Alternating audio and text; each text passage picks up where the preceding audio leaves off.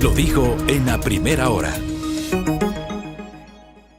Muy bien, 8 de la mañana con 43 minutos. Estamos en la recta final de nuestro espacio a primera hora por Sonorama, la gran señal nacional. Tomamos contacto a esta hora vía telemática con el doctor Mario Melo. Él es el decano de la Facultad de Jurisprudencia de la Pontificia Universidad Católica del Ecuador. Doctor, bienvenido, buenos días.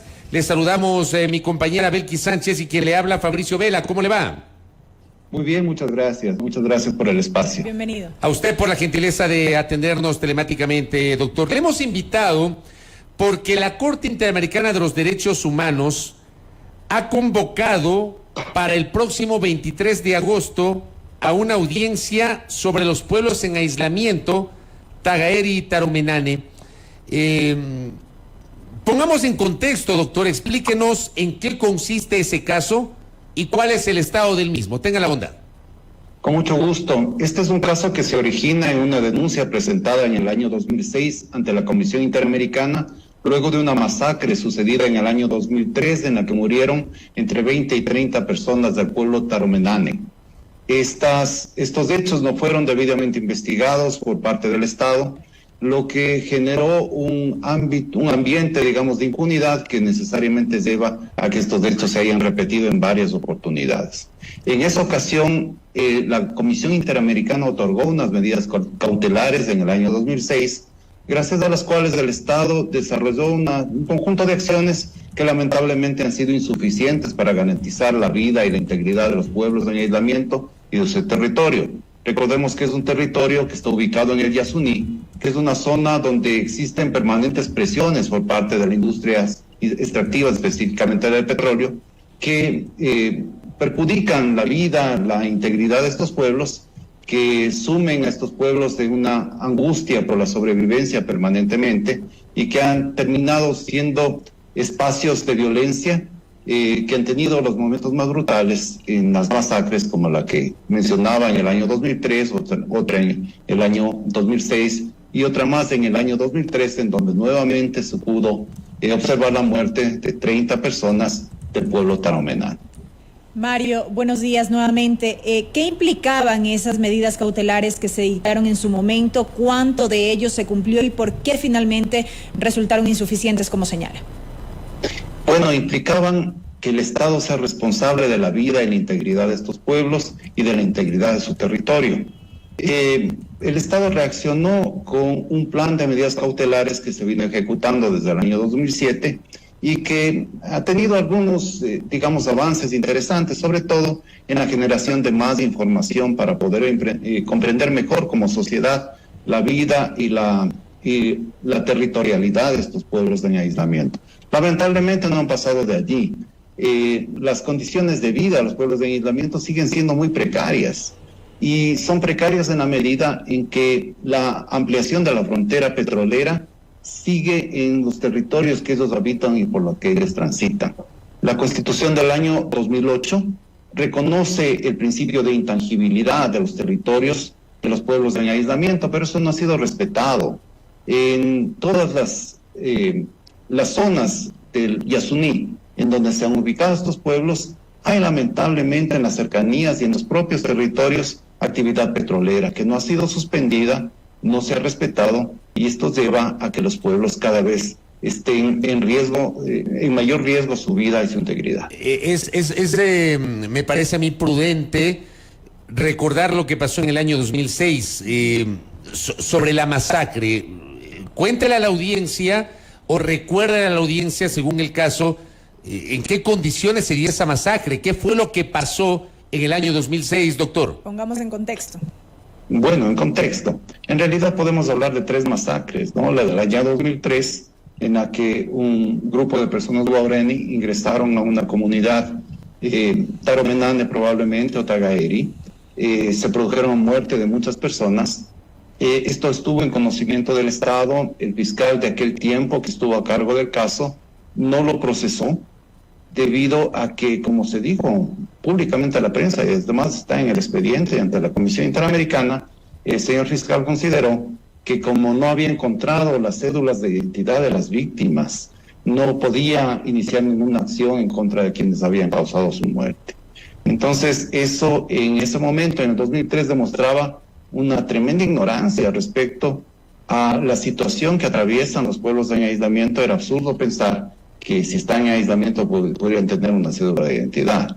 Y demuestra que el Estado estaba absolutamente impreparado para responder frente a esas circunstancias. En 2006 no existió ninguna reacción por parte del Estado. En el año 2013, en cambio, sí hubo una reacción. Esta masacre se origina en la muerte por parte de personas, probablemente taromenane, de 2 ancianos guaraní en una zona petrolera del Ecuador. Entonces, los 2 ancianos que murieron, que se llamaban Ompuri y Bugamey, previamente habían dicho por las redes sociales, habían grabado videos en los cuales informaban que ya les habían enunciado las personas en aislamiento que estaban sufriendo debido al ruido de las instalaciones petroleras, debido a la contaminación, y que le exigían a él, a Ompure, que apague ese ruido, ¿no? Que dejen de funcionar las actividades petroleras, lo que estaba absolutamente fuera de su alcance. Este señor Ompure hizo lo que pudo para alertar a las autoridades, pero de todos modos fue muerto por los taromenane. Entonces, en venganza, un grupo también de personas guaraní ingresaron y realizaron la matanza. Antes de este ingreso por parte de personas guaraní, que respondían, digamos, a sus dinámicas tradicionales, varias organizaciones de la sociedad civil que trabajan en la zona alertaron al Estado, le dijeron que eso podía suceder, que tenía que tomar medidas inmediatas para controlar que esto suceda, para reparar a los familiares de los muertos. Lamentablemente el Estado no hizo nada en absoluto, hubo que lamentar estas muertes. Luego de eso hubo un proceso penal en donde al final terminaron condenándose a personas guaraní, pero no se profundizó la investigación respecto a cuáles eran los incitadores, las personas que probablemente dieron las armas, que dieron las facilidades, y cuáles fueron también las responsabilidades por omisión de aquellos que tenían la obligación jurídica de prevenir esos hechos y no lo hicieron. Han transcurrido ya 16 años desde que ustedes presentaron esta acción ya en instancia internacional, y yo le consulto cómo llega justamente la defensa a esta audiencia próxima a desarrollarse. Bueno, la defensa llega en primer lugar muy preparada. Hay muchos años de acumulación de información. Esta es una audiencia de juzgamiento, es decir, el Estado va a ser juzgado por sus acciones y omisiones en torno a los pueblos en aislamiento. Van a ser presentadas pruebas, es decir, va a haber testimonios de personas que conocen directamente de los derechos y también de expertos que van a dar sus peritajes, y luego van a ver los alegatos finales. Llegamos también con mucha expectativa porque creemos que es imperiosa la necesidad de que una sentencia internacional garantice plenamente los derechos de estos pueblos, de que haya un espacio y la posibilidad de crear una zona de paz en donde los Tagaeri, Taromenane, los otros pueblos de aislamiento que están en la Amazonía y que comparten su territorio con otras comunidades guaraní de reciente contacto, puedan vivir en paz, libres además de la presión de las industrias extractivas, y que se respete sencillamente lo que la Constitución del Ecuador ya ha establecido, que es este criterio de intangibilidad de las zonas donde ellos se encuentran. ¿Por qué ha tardado tanto, 16 años? O sea, yo no sé si estos son los tiempos habituales para el tratamiento de este tipo de demandas, pero estamos hablando de bastante tiempo, 16 años. ¿Por qué ha tardado tanto, doctor? Es lamentable, ¿no? Ese es uno de los defectos del sistema interamericano. Pero es un problema del sistema. Eso ocurre generalmente, que tardan tantos años en resolver e impartir justicia. Mire, yo soy abogado del caso Sarayaku, que duró 10 años de litigio, y soy abogado del caso de la señora Huachalá, que reclama por la desaparición de su hijo, que duró 14 años su litigio, y soy abogado del caso del señor Cortés, que fue injustamente detenido y torturado por la justicia militar hace casi 24 años.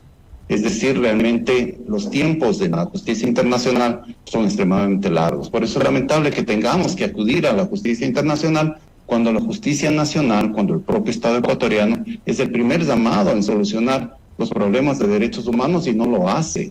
Entonces el sistema internacional actúa en defecto de la respuesta que el Estado está obligado a dar para tutelar los derechos de todos.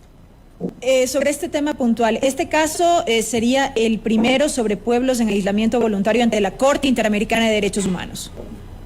¿Cómo no? Es el primer caso en que la Corte va a tener la oportunidad de sentar precedentes obligatorios sobre el contenido y alcance de los derechos específicos de los pueblos en aislamiento. Y esos precedentes son obligatorios para todos los países del sistema de la OEA.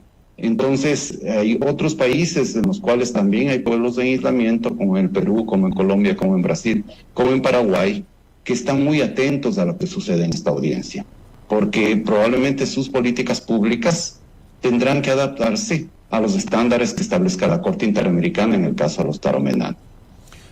Doctor, ¿qué se busca? ¿Qué tipo de reparación se busca con la presentación de esta demanda y a partir de esta audiencia que se desarrollará en Brasilia el 23 de agosto? Buscamos reglas claras para los Taromenane, para el Estado en relación de los Taromenane. Buscamos que se respete lo que ya el Estado se comprometió a través de su Constitución, que es el principio de intangibilidad, que donde se ha podido determinar por parte del propio Estado que existen pueblos de aislamiento, que transitan pueblos de aislamiento, no hay actividad petrolera, porque es incompatible. Porque si ha habido muertes por incursiones de pueblos en aislamiento en el bloque 16, por ejemplo, es absurdo que ese bloque nunca haya sido suspendido para proteger la vida de las propias personas guaraní y para proteger la vida también de los Taromenane, Tagaeri, que habitan también esas zonas. Y así podemos hablar de por lo menos otros seis proyectos petroleros que están donde se ha podido comprobar que también están pueblos de aislamiento, por donde ellos también transitan. Pero, digamos, también se busca una reparación económica, doctor. La verdad es que no es ese nuestro interés. Yo creo que el Estado debería invertir recursos en favor de los pueblos, es decir, implementando acciones que sean efectivas para que haya un marco de protección de sus derechos. Quienes estamos activando este proceso somos personas comprometidas con los pueblos indígenas. Yo intervengo como abogado de la Fundación Pachamama y en representación de la CONAIE, y no buscamos un rédito económico ni para las organizaciones ni para los activistas. Lo que buscamos es que haya una mejor política pública que sea efectiva y que pueda preservar a estas personas que son valiosas, que son importantes, porque además su territorio es importante para el conjunto de la humanidad, de nuevas masacres, de más violencia, de más sufrimiento. ¿Y una sentencia de la Corte Interamericana podría determinarlo así, en este sentido, como lo plantea, la inversión de recursos a favor de los pueblos, la generación de políticas públicas? Sí, por supuesto. La sentencia de la Corte Interamericana es obligatoria plenamente para las partes, en este caso para el Estado del Ecuador.